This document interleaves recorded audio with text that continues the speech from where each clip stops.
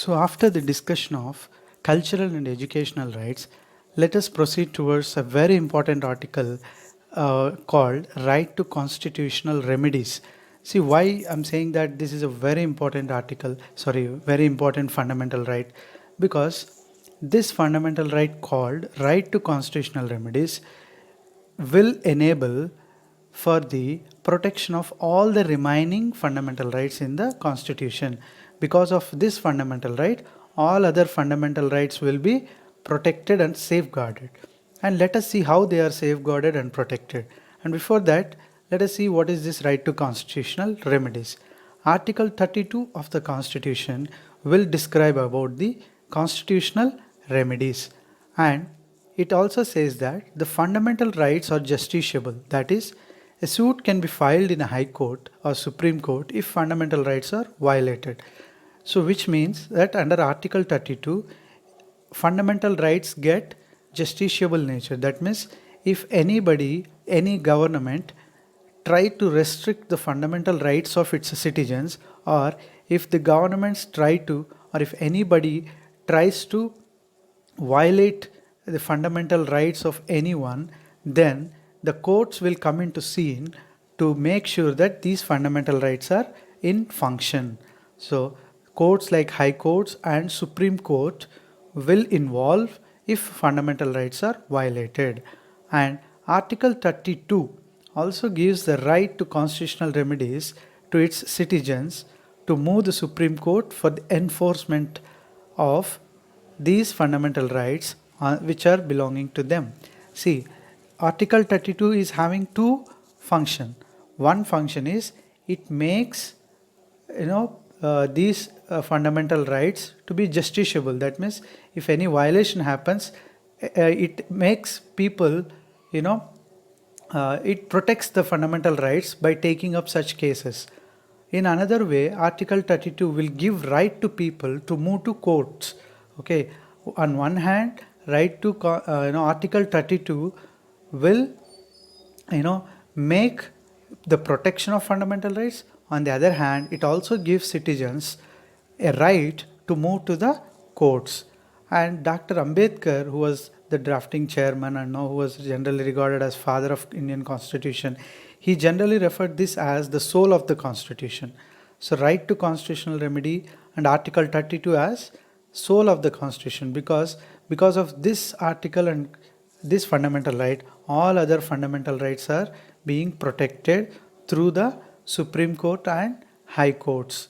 So legally everybody can get protection if their fundamental rights are violated or if their fundamental rights are restricted. And so this enforcement of fundamental rights is guaranteed through Article 32 by a special right called right to constitutional remedies. And how do you think these courts like Supreme Court and High Court will enforce these fundamental rights? Suppose if in few cases if these fundamental rights are violated, how do you think courts will enforce them? By issuing of writs. So let us see what are these writs. So just now we have discussed about the courts issuing writs like Supreme Court and High Court. It has the power to issue writ. So what do you mean by writ? So a writ is a formal written order, issued by the Supreme Court and High Courts to provide legal remedies for individuals who do not obtain protection under ordinary laws. That means if the government made laws are unable to protect the basic rights of individuals, then the individuals can get protection through the writs issued by courts like High Court and Supreme Court. And this power of issuing writs is vested with only High Courts and Supreme Court. And let us see what are the important writs issued by these courts. So the first writ was habeas corpus. See, habeas corpus is a Latin word which means to have the body. So here, what do you mean by to have the body? So whenever habeas corpus is issued by a High Court or the Supreme Court, then it means that to get the body of any person released if it has been unlawfully detained by any person or group of persons or by state. Here, for example, if any government agency, or if any police, or if anybody, privately, if anybody, they take somebody into forceful custody, or if they try to restrict their freedom and keep them into custody, then his right to freedom is getting disturbed there.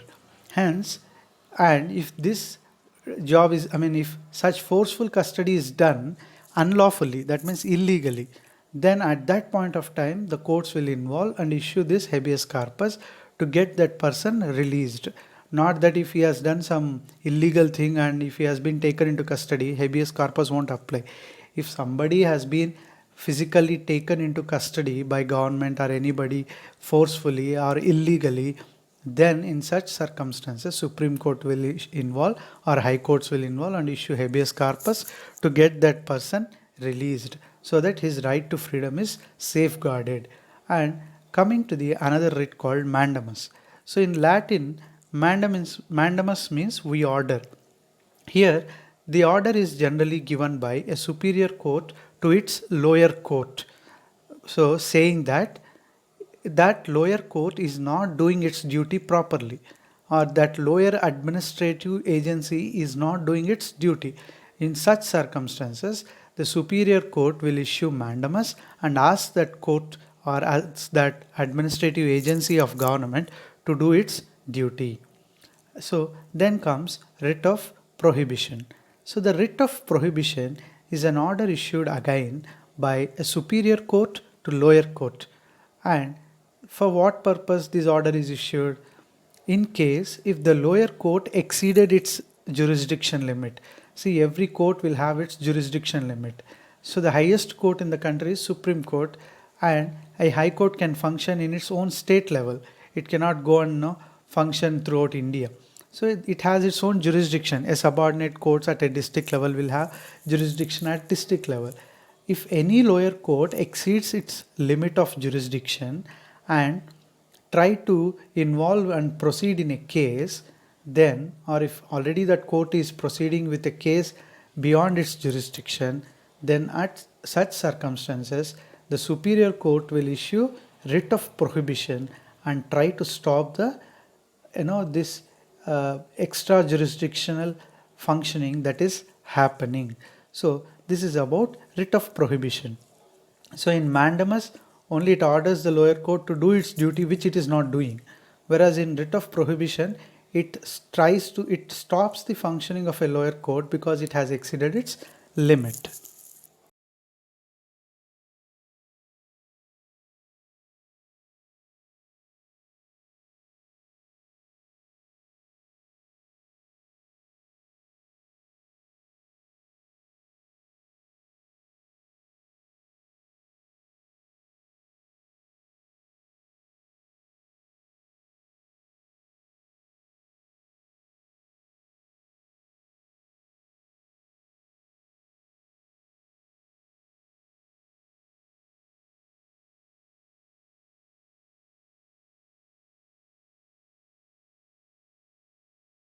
So let us now discuss another writ called writ of certiorari.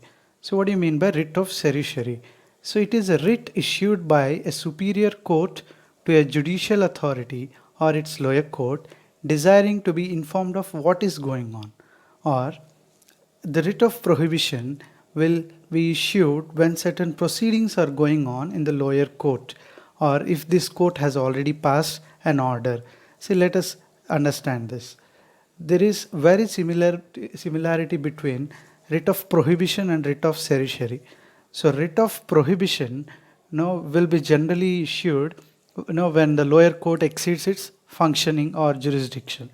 In the same way, writ of certiorari also deals with the lower court, but when it is issued, suppose if the proceedings or suppose when a case is filed, immediately if the person goes and files in high court that this lower court cannot take up the case, then the court will say that to lower court that you cannot take this case, and it uses writ of prohibition there. Suppose if a lower court has already taken certain case which is not in its jurisdiction, proceedings have finished, and it also might have given judgment sometimes. During such situations, the higher court will issue writ of certiorari, and by this it will try to know what is going on in the lower court regarding a case, and if that case is beyond its jurisdiction, immediately it will ask, and it can even change that decision of, it can ask the proceedings to be stopped, and also it can ask that judgment also to be cancelled. The higher court can even cancel the judgment passed by such lower court, because that lower court is not allowed to do such kind of exceeding limit of its job. So writ of certiorari is very much similar to writ of prohibition, but unlike writ of prohibition, certiorari will be issued when already the proceedings have started in lower court regarding a case which is not in its jurisdiction, and also sometimes this lower court might have passed judgment in a case which does not belong to its jurisdiction, and in such situation writ of certiorari will be issued, and that order will also be stopped by High Court. And coming to the other writ called quo warranto. What do you mean by quo warranto? It means by what order. So that when quo warranto is issued by the higher court, generally it is issued for a person. So generally these public officers, if they wrongly take up a higher position in government, or if they're holding a high public office without any proper qualification, and in a wrong way, if anybody assumes higher job or higher post in government services and all, then quo warranto will be issued, and the government will be questioned on what basis this particular person will be kept in such a high public job or public office. So usually if somebody without any proper qualification, or if they are illegally trying to, or if they go in a undesirable way, if they occupy a public office, in such situations quo warranto will be issued, and it will be the court will question by what order they are occupying such office. Thus all these writs will enable make the right to constitutional remedies the most important, and also make it an effective tool for the enforcement of fundamental rights. So by issuing writs, the courts like Supreme Court and High Court will protect the fundamental rights, and also this issuing of writ is presently with the Supreme Court and High Courts, but the Parliament can also give this power to lower courts or other courts. But as of now, this power of issuing writs is with only Supreme Court and High Courts. So let us now understand the last fundamental right called right to education. See, this right has been granted by Constitution by an 86th Amendment Act of 2002. So till then it was not a fundamental right, but in 2002 by 86th Amendment to Constitution, this right to education has been added to fundamental rights. So what does this right to education act means?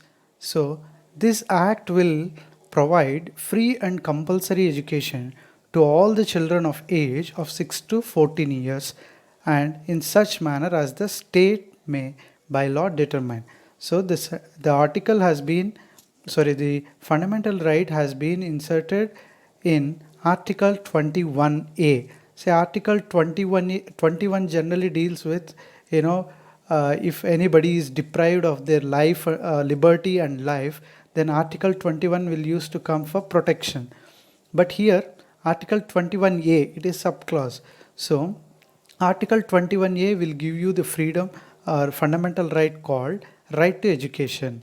So under this fundamental right, children belonging to 6 to 14 years should be compulsorily given education by all the governments. So it is a compulsory by law. So whatever manner they may adopt, the governments may start government schools, or it may pay fee for the children in any manner, but right to education is compulsory, and it is fundamental right for all the children. So this is about right to education.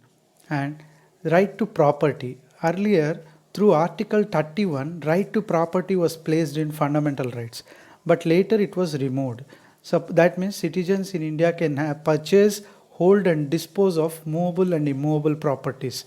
Here movable means like any property which can be taken and sold, whereas immovable means like houses, some other things. So both it was earlier a fundamental rights for India, but Indian citizens, but later it was removed, keeping in the aspect of socialistic philosophy. That means treat everybody in society is equal.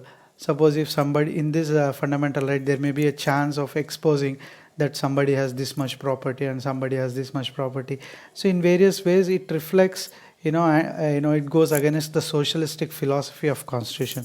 Hence right to property under article 31 was taken off from fundamental rights, and it was just a legal right.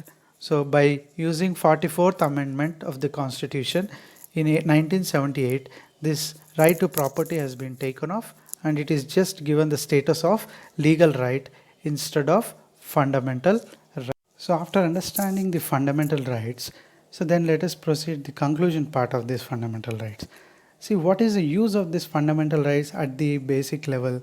They give us different kinds of freedoms, basic human rights and everything. So by getting these human rights, we enjoy the true democratic nature of the country. So as well as these fundamental rights will check the arbitrary actions of the state. See, the constitutional makers, while framing the constitution, thought that the people authority should be, the highest in this country called India. So the power is derived from people, and people should be the highest authorities, not the governments. So governments are just the bodies which will help people. So to check the arbitrary actions of the governments, that means if the governments in future, they thought that in future the governments may become so powerful that they may even restrict the basic freedoms of citizens. To avoid such dangers, the fundamental rights were given to citizens, and these fundamental rights are secured by different ways like writs we have discussed.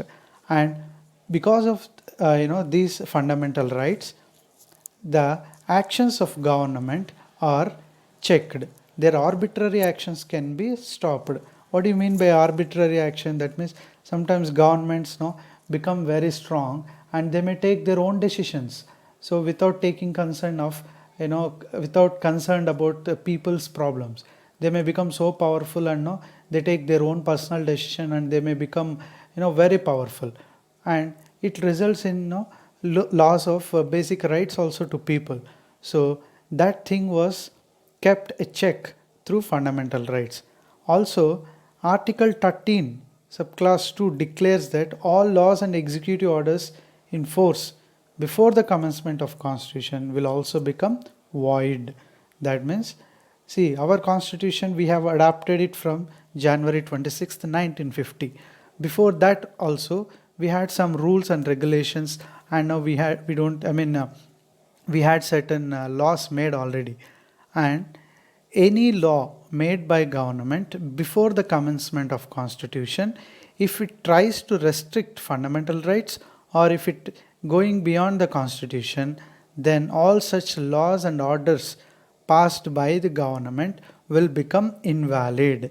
So before the commencement of constitution, that is before January 26, 1950, if any laws made by the constitution or if any laws made by the parliament, not constitution, if any laws made by the parliament, if they are becoming hurdle or if they are creating problem to the implementation of fundamental rights, or if they are beyond the constitutional level or limits, then all such laws and executive orders will become invalid. And thus this article 13 subclass 2 will also provides for judicial review of legislations in India. Here judicial review means, so the court can go through the laws made by parliament if it feels that law is against the spirit of constitution. So this is called judicial review. The courts can review, that means it can go through the laws, and if that law is against the spirit of constitution, then it can ask the government to withdraw such legislations or declare them as invalid. However, the constitution has empowered So now these fundamental rights and no this article 13 to everything is keeping a check on government's authority, but at the same time the constitution is empowering the governments to become powerful and to create limitations on these fundamental rights, as well as you know the freedoms enjoyed by people when there is greater national interest, or when there is public, on the grounds of public morality, or in the interest of the nation. The governments can also keep certain limits or restrictions on the rights guaranteed for people. After understanding how the governments are restricted from violation of these fundamental rights or making laws against the freedom, the basic rights of people, now let us see what are the restrictions that are imposed on these fundamental rights. See, the fundamental rights are not absolute in nature. That means they cannot implement as in total, the in total. So there might be a possibility of restriction on these rights, and the fundamental rights can be restricted during the national emergency in the country, or in case of a war, so or an external aggression. That means, so when through external aggression or through armed rebellion there might be a disturbance in the country which lead to national emergency, and such a national emergency can suspend the rights temporarily, so not permanently. So the emergency in a country because of a war or no external or aggression, that means another one country trying to occupy another country, or a rebellion within internal a rebellion inside the country. So all these things, at these situations the central government becomes very powerful, and it takes over all the control by issuing national emergency. In such situation, fundamental rights of citizens are temporarily, they are taken off, and this is a restriction to implementation of fundamental rights. And for the security of the state and national interest, reasonable restrictions can also be imposed.